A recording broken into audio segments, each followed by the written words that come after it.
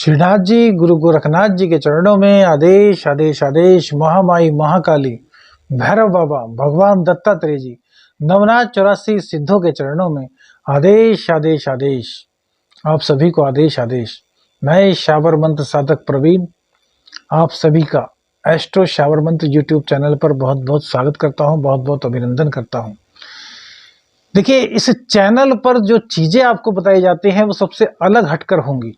हम यह नहीं कहते कि हमारी बात औरों से मैच नहीं होती होंगी या औरों की बात हमसे मैच नहीं होती होंगी, लेकिन कुछ ना कुछ तो आपको अलग दिखता होगा। और जो ये अलग दिखता है ना, यही है शावर मंत्रों का प्रभाव, यही है ज्योतिष को अलग तरीके से देखने का प्रभाव, यही है आयुर्वेद को ज्योतिष में समावेश करने का प्रभाव। क्योंकि भैया, साधना, ज्योतिष और आयुर्वेद तीनों एक दूसरे से कहीं ना कहीं जुड़े हुए हैं। अगर आप इन तीनों का तारतम्य एक साथ कर लेंगे ना, तो आपकी बल्ले बल्ले है। तो बात चल रही है सूर्य राशि परिवर्तन की, और आज बात की जाएगी वृश्चिक लगन और वृश्चिक राशि वालों की। तो जैसा कि आप सभी को मालूम है कि शनिदेव ने अभी हाल ही में 17 जनवरी को स्थान परिवर्तन किया है। गोचर में शनिदेव अपनी मूल त्रिकोण राशि कुंभ राशि में प्रवेश कर गए हैं और वृश्चिक लगन पर, वृश्चिक राशि पर ढैया का प्रभाव शुरू हो गया है। हालांकि अभी उसका प्रभाव नहीं दिखाई देगा, क्योंकि सूर्य के आने के कारण, सूर्यदेव के नजदीक आने के कारण शनिदेव कई दिन पहले ही अस्त हो चुके हैं। अब मार्च में 5 तारीख में उदय होंगे, उसके बाद उनका प्रभाव शुरू होगा, तब जाकर के कुछ अड़चने आपको दिखाई देंगी। लेकिन उन अड़चनों को कैसे आएंगी, किस प्रकार आएंगी, सब आपको बताया जाएगा, और वो भी उपाय के साथ साथ। ज्योतिष का यही तो मर्म है भैया, पहले से बता दिया जाए तो उन समस्याओं को कम कर लिया जाए। बस यही है ज्योतिषी का कर्तव्य। आपका कर्तव्य उपाय करके अपने जीवन को सुंदर बनाना, भौतिक रूप से भी और आध्यात्मिक रूप से भी। क्योंकि भौतिक और आध्यात्मिक भी एक दूसरे से जुड़े हुए हैं। काम देखिए, काम, मोक्ष, अर्थ, ये 4 जो पदार्थ है ना, ये एक दूसरे से जुड़े हुए हैं। कोई भी इसमें खराब नहीं है, किसी की भी अधिकता खराब है। धन भी जरूरी है, काम भी जरूरी है, मोक्ष भी जरूरी है। अर्थ, खैर इस विषय पर बाद में बताएंगे, अभी मुद्दे से हट जाएंगे, क्योंकि जब बोलना शुरू करते हैं तो भूल जाते हैं। बात करते हैं वृश्चिक लगन और वृश्चिक राशि वालों के लिए सूर्य देव का यह गोचर कैसा होगा। तो वृश्चिक लगन, वृश्चिक राशि में जो सूर्य देव स्वामी होते हैं वो होते हैं दशम भाव के। यहाँ पर इनकी अपनी राशि होती है पंचम राशि, यानी कि सिंह राशि। और सूर्य देव जो अब सूर्य राशि परिवर्तन के साथ अपने पुत्र की मूल त्रिकोण राशि में आए हैं, वो आपका चतुर्थ भाव बनता है। तो चतुर्थ भाव में सूर्य देव का आना, देखिए कारक नहीं है, लेकिन की दृष्टि कारक भाव पर पड़ेगी। बहुत बेहतरीन व्यापार को आपके चमका देंगे। व्यापार में एकदम आपको ऊंचाइयां मिलेगी, बुलंदियां मिलेगी। आपके जीवन का सबसे बड़ा एक कार्य जो रुका हुआ था, वो अब पूर्ण होगा। व्यापार के क्षेत्र में, व्यापार में जितनी दिक्कतें थी वो सूर्यदेव के यहां आने से समाप्त हो जाएंगी। सूर्यदेव क्या करते हैं, जहां देखते हैं ना, वहां प्रकाश फैला देते हैं। से जहां है 15,000, कितना बोला है, 15 करोड़ किलोमीटर दूर, वहां से जब प्रकाश धरती पर फैलाते हैं तो अंधकार मिट जाता है, प्रकाश ही प्रकाश फैल जाता है। तो आपके दशम भाव को देखेंगे तो वहां प्रकाश फैला देंगे। प्रकाश का, इसका व्यापार का प्रकाश। दशम किसका भाव है? वहीं सप्तम का चतुर्थ भाव है, यानी कि ससुराल से आपको अच्छी खबर मिलेगी। ससुराल से संबंध खराब थे तो ससुराल से संबंध अच्छे हो जाएंगे। ससुराली जनों में किसी प्रकार का कोई मतभेद था, कोई मिसअंडरस्टैंडिंग चली आ रही थी, तो वह सूर्यदेव की कृपा से, सूर्यदेव की रोशनी से, सूर्यदेव के आशीर्वाद से वो मिसअंडरस्टैंडिंग समूल समाप्त हो जाएगी। क्योंकि जो सूर्य का प्रकाश होता है ना, वो कहीं भी अंधकार नहीं छोड़ता, खोज खोज करके अंधकार को दूर फेंक देता है। अंधकार दूर जाएगा तो प्रकाश आएगा, और जब प्रकाश होगा तो आपको जीवन में सब कुछ मिलेगा। हालांकि जिस प्रकार से प्रकाश जरूरी है उसी प्रकार से अंधकार भी आवश्यक है। अंधकार नहीं होगा तो प्रकाश का महत्व नहीं समझ पाएंगे, और प्रकाश नहीं होगा तो अंधकार का महत्व नहीं समझ पाएंगे। सुख होंगे तो ही दुखों का पता चलेगा, और दुख होंगे तो ही सुखों का पता चलेगा। तो भैया सुख और दुख एक ही पहलू है। इधर से देखिए सुख, इधर से देखिए दुख, कैसे ही पलटिए, एक ना एक को तो आना है। एक कभी भी नहीं रुक सकता। जन्म है तो मृत्यु भी है, और मृत्यु है तो पुनर्जन्म भी है।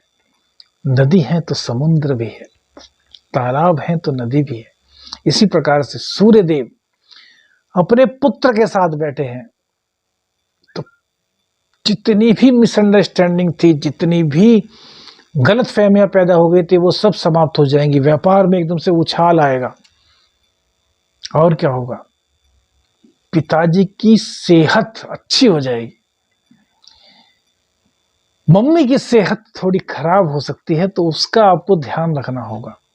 मम्मी पापा के चरण रोज आपको दबाने हैं। भारतीय संस्कृति का अनुकरण कीजिए, और अपने पिताश्री से प्रसाद स्वरूप कहिए अपने पिताश्री से रविवार को कि हे पिताश्री, मुझे थोड़ा सा केसर दे दीजिए। उनके चरण छूकर उनसे केसर ले लीजिए, और उस केसर को किसी डिब्बी में गंगा जल से घोल लीजिए, और खुद अपने चेहरे पर जो माथा होता है इस उंगली से उस केसर का तिलक कीजिए। उसके बाद जबान पर लगाइए, फिर अपने छाती पर लगाइए, और फिर नाभि पर। देखिए सूर्य देव की कितनी दिव्य अलौकिक दृष्टि आपको प्राप्त होती है। जो चीज आपको असंभव लग रही थी वो आपको ऐसे लगेगी, यार ये तो मेरे उल्टे हाथ का काम था, मैं इतनी जल्दी कर गया, मैं क्यों डर रहा था इससे। भैया पिता हैं सूर्य। इस दुनिया में मात्र माता और पिता ही ऐसे हैं जो ये चाहते हैं कि मेरा बच्चा मुझसे ज्यादा कामयाब हो। आपका दोस्त हो, आपका भाई हो, आपकी बहन हो, आपका मित्र हो, कोई भी हो, वो ये नहीं चाहेगा कि आप उनसे ज्यादा कामयाब हो, आप उनसे ज्यादा इंटेलिजेंट हो। भले ही आपको दिखाएं, आपको प्रेजेंट करें कि नहीं, वो चाहते हैं, लेकिन नहीं चाहते। आजमा लीजिएगा, और जिन्होंने आजमा लिया है वो कमेंट करके अवश्य ही बताइएगा कि ऐसा है नहीं। इस दुनिया के अंदर सिर्फ और सिर्फ माँ बाप ही हैं जो चाहते हैं हमारा बेटा या हमारी बेटी हमसे ज्यादा आगे बढ़े, हमसे ज्यादा नाम कमाए। तो भैया माँ बाप से जब आप केसर, पिताजी से केसर लेंगे, बृहस्पति है, सूर्य भी है केसर, खुशबू है, शुक्र भी है केसर, और इसमें एक बूंद यदि आप दूध मिला दें तो गज केसरी योग का निर्माण पिताजी के द्वारा। क्या कहना भैया, एक से एक लॉजिक आपको ऐसे देंगे निकाल करके, आप भी कहेंगे कि क्या उपाय है। ग्रहों को देखने का नजरिया चाहिए। ज्योतिष को समझने के लिए आपको अध्यात्म में आगे बढ़ना होगा। जब आप अध्यात्म में आज्ञा चक्र पे ध्यान लगाएंगे ना, तो आपको बहुत कुछ मिलेगा। हंसा का जाप कीजिए, हंसा का जाप कीजिए 15 मिनट 20 मिनट रोज। हंसा हंसा, बस। फिर देखिए आपके तीसरे नेत्र पर, ये तीसरा नेत्र जो आज्ञा चक्र है, एक से एक बिंदु दिखाई देंगे। इस पर ध्यान लगाना शुरू कर दीजिए।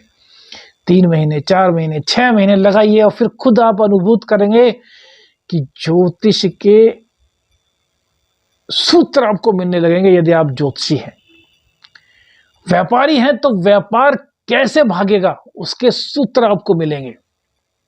तांत्रिक हैं तो तंत्र विद्या में आगे कैसे बढ़े उसके सूत्र आपको आज्ञा चक्र से मिलेंगे। अरे भैया सब कुछ है। यह मानव शरीर ना प्रभु ने बनाया है, अद्भुत संरचना है, अद्भुत संरचना। इसके बाहर कुछ नहीं। जब मर जाता है तो सब खत्म, परमात्मा का अंश निकलता है और चला जाता है। जब तक यह शरीर है ना, इसका उपयोग कीजिए। हम यह नहीं कहते कि भौतिक जीवन मत जिए, भोग मत करिए, करिए भैया सब करिए, लेकिन आध्यात्म को भी पक्का कीजिए। आप परिवार के लिए 12 घंटे दे रहे हैं तो 1 घंटा अध्यात्म के लिए दीजिए। हमने आपको बताया ना कि चारों में से चारों के चारों इक्वल होने जरूरी हैं। एक को थोड़ा कम तो एक को थोड़ा ज्यादा, ये तो चल सकता है, लेकिन एक हो ही ना, बस धर्म या फिर कर्म के पीछे भागते रहो। नहीं, देखिए धन भी जरूरी है,